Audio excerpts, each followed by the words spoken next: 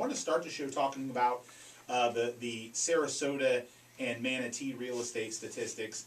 I thought it was pretty powerful to see the statistics, kind of support something that I think is going to happen in 2016, in that sales are going to flatten off and maybe be a little bit down from 2015.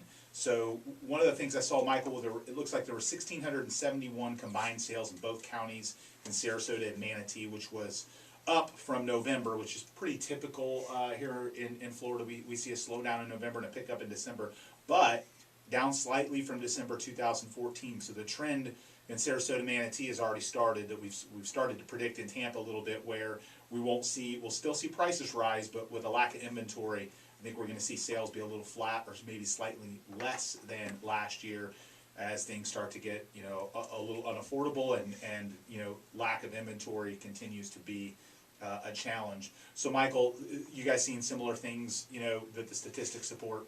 Yeah, absolutely. I think one of the driving numbers on this is that actually the $1 million homes are coming back, and I think that's what's kind of skewing some of the pricing.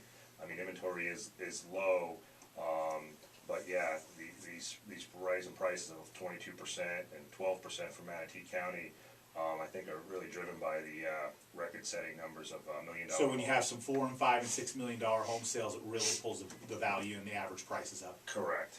One of the things I noticed, we posted on our Remax Dynamic Sarasota page, the highest priced homes in Sarasota and in Manatee County, and obviously that's one of the draws of the market, is that there's more luxury sales, more $1 million sales, at least per from the percentages standpoint based on the population, and interestingly that trend continues. However, some of the interest rate challenges and some of the lower price points are going to cause some slowdown in the normal price points. Yeah, it's definitely going to have a slowdown when the sellers aren't getting those prices, and they're going to go, well, we want those prices that were last year's prices when we want to sell today. It looks like between the two counties, inventory is down about 3% as well. The months of supply inventory still remain well below the 6-month mark, about 3.8 to 4.3, depending on which part of the county you're talking about, and that is also consistent with Tampa in terms of the inventory, although in some markets in Tampa we're at 2 and 3 months of inventory.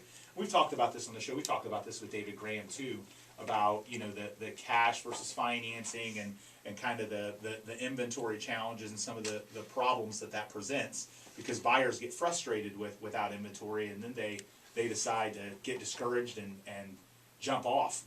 We had a couple of listings this week that both had dozens of offers on them, and you can only imagine how frustrating that is for the buyer that loses out on that, especially if they lose out on more than one. The market, when the inventory is that light, loses buyers to renting, and causes us to not have as many sales as we could have if we had a little bit more inventory. So a lot of my belief in a slowdown this year in terms of the number of sales, not prices. I think prices are going to keep rising, but in the number of sales is the lack of inventory, and then with interest rates going up, it's going to make it unaffordable for some people, and it's going to cause some buyers to just skip out and jump to the sidelines.